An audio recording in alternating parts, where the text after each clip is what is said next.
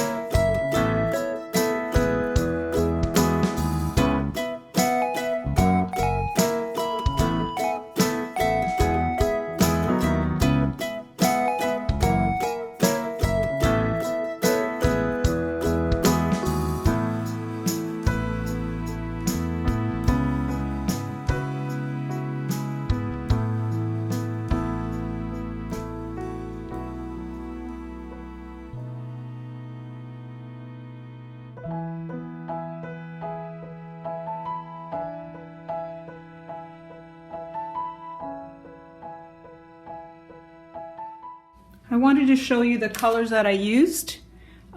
So for the light blue, it's Amsterdam, and the name's written is not legible, but that's the color. It's very, very light blue. The white is Liquitex Basics acrylic, and then I did use a little bit of the Basics acrylic raw sienna as well. Oh, and I did use yellow. Again, Basics. These worked out really well. This is a Camden Yellow Deep Hue. Again, thanks for watching.